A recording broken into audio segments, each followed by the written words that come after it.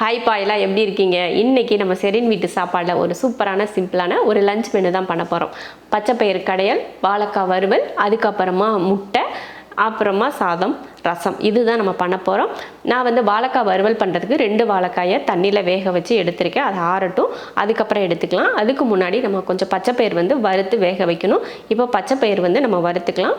இப்போ நம்ம வீட்டில் 4லேருந்து 5 பேர் இருக்கோம் அப்படின்னா, நம்ம டீ குடிப்போம் இல்லையா, டம்ளர், அந்த மாதிரி ஒரு டம்ளரில் 1 டம்ளர் பச்சைப்பயிறு, இல்லைன்னா 150 கிராம் நீங்கள் அளந்து எடுத்திங்கன்னா 150 கிராம் கூட எடுத்துக்கலாம். அந்த மாதிரி எடுத்து நம்ம வறுத்து எடுக்கணும். வாங்க இப்போ வறுத்தரலாம். முதல்ல பச்சைப்பயிறு வந்து வறுத்துக்கலாம். நான் வந்து ஒரு 150 கிராம் அளவுக்கு பச்சைப்பயிறு எடுத்திருக்கேன்.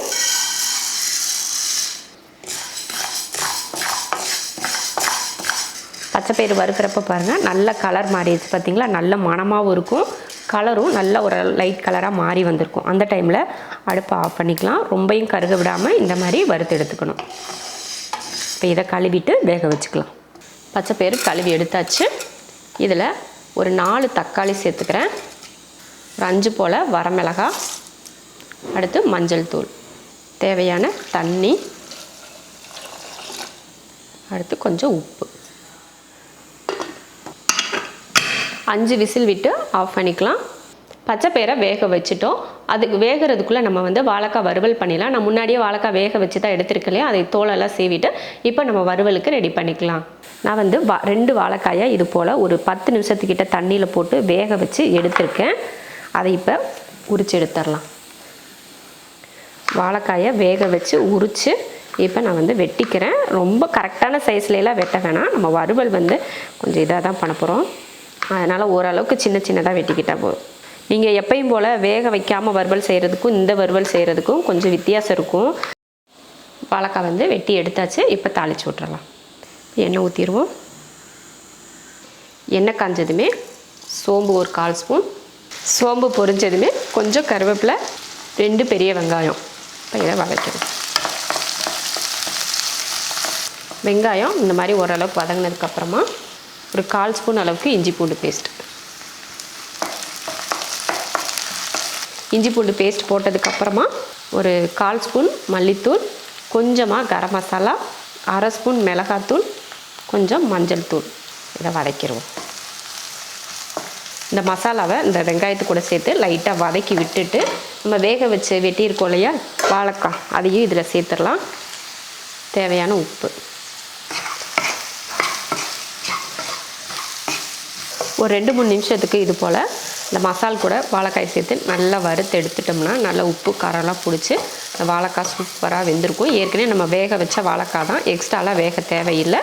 நம்ம இப்போ தண்ணியெல்லாம் ஊற்றி இப்போ வாழைக்காய் தோலெல்லாம் சீவிட்டு இந்த மாதிரி வறுவலுக்கு தண்ணி தெளித்து வேக விடுவோம். ஆனால் அந்த வாழைக்காய் வந்து கொலன்னு ஆயிரும் இல்லையா, அந்த மாதிரிலாம் இல்லாமல் இருக்கணும்னா நீங்கள் கொஞ்சம் வாழைக்காயை முழுசாக தோலோடு வேக வச்சு எடுத்துகிட்டு இது போல் வெட்டி போட்டிங்கன்னா உங்களுக்கு வாழைக்காய் வந்து குலையாமல் முழுசாக இருக்கும். அவ்வளோதான், சூப்பரான ஒரு வாழைக்காய் வறுவல் ரெடி. அடுப்பை ஆஃப் பண்ணிக்கலாம். இப்போ வறுவல் வந்து சூப்பராக ரெடி ஆயிடுச்சு. ரொம்ப நல்லாயிருக்கும். நம்ம எப்பவுமே வாழைக்காய் வறுவல் பண்ணோம்னா இது கூடவே நம்ம தாளிக்கிறப்பே போட்டு வேக வைக்கிறப்போ தண்ணி தெளித்து வேக வைப்போம். அப்போ வந்து கொலன்னு ஆகிரும். இந்த மாதிரி வாழைக்காயை நீங்கள் தனியாக வேக வச்சு இந்த மாதிரி போட்டிங்கன்னா உங்களுக்கு வாழைக்காய் வந்து முழுசாக ரொம்ப நல்லாயிருக்கும். வறுக்க நமக்கு மொறுமொறுப்பாக இருக்கிற மாதிரியே இருக்கும். இப்போ வாழைக்காய் வறுவல் ரெடி. அதே போல் பச்சைப்பயிறு வேக வச்சுருந்தோம் இல்லையா, அதுவும் வந்து ஸ்டீம் இறங்கிருச்சு. அதையும் தாளித்து விட்டுறலாம். தாளிக்கிறதுக்கு முன்னாடி சாதம் ஒரு அடுப்பில் வச்சு விட்டுட்டு நம்ம தாளிக்க ஆரம்பிச்சிக்கலாம். பச்சைப்பயிறு நல்லா வெந்துருச்சு. இப்போ தாளிச்சிடலாம். ஒரு கடாயை வச்சுட்டு எண்ணெய் ஊற்றிக்கலாம். எண்ணெய் காஞ்சதுமே கொஞ்சம் வரமல்லி, கொஞ்சம் சீரகம், சும்மா ஒரு 1/4 ஸ்பூன் அளவுக்கு சேர்த்துக்கிட்டால் போதும். அடுத்ததாக ஒரு 20-30 போல் சின்ன வெங்காயம், ஒரு 4-5 பூண்டு பல், ஒரு 5 பச்சை மிளகாய் எடுத்துருக்கேன், அதையும் சேர்த்துடலாம்.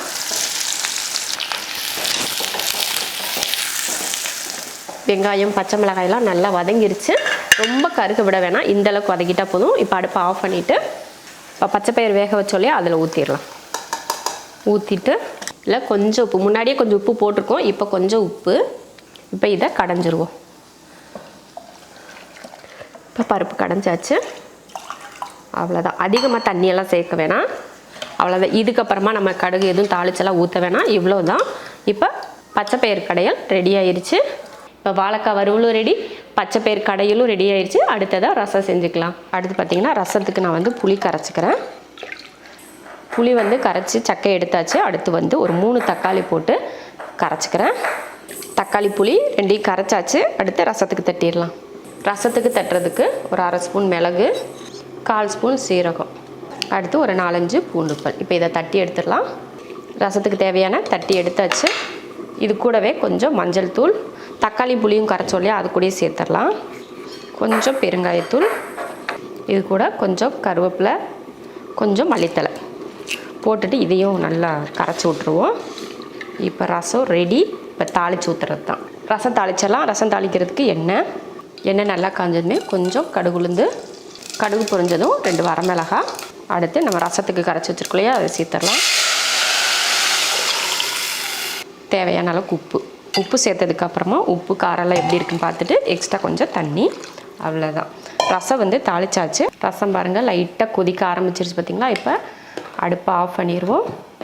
அருமையான ரசம் ரெடி. எல்லாமே செஞ்சு முடிச்சாச்சு. வாழைக்காய் வறுவல், பச்சைப்பயிறு கடையல், தக்காளி ரசம், சாதம், முட்டை, சூப்பரான ஒரு லஞ்ச் மெனு செஞ்சாச்சு. இதே போல் லஞ்ச் மெனு நீங்களும் செஞ்சு பாருங்கள். ரொம்ப ரொம்ப பிடிக்கும் எல்லாருக்குமே. செஞ்சு பார்த்துட்டு எப்படி இருக்குன்னு சொல்லுங்கள். அதே போல் முட்டை வறுவல் பண்ணுறது உங்கள் விருப்பத்தை பொறுத்து. உங்களுக்கு வேணும்னா நீங்கள் பண்ணிக்கோங்க, இல்லைன்னா தேவையில்லை. இது போல் செஞ்சு பார்த்துட்டு நீங்களும் எப்படி இருக்குன்னு சொல்லிட்டு கமெண்ட்டில் சொல்லுங்கள். பிடிச்சிருந்தா லைக் பண்ணிவிட்டு ஷேர் பண்ணிவிட்டு நம்ம ஷெரின் வீட்டு சாப்பாடு சேனலை சப்ஸ்கிரைப் பண்ணி பக்கத்தில் இருக்க பெல் ஐக்கானை கிளிக் பண்ணி வச்சுக்கோங்க.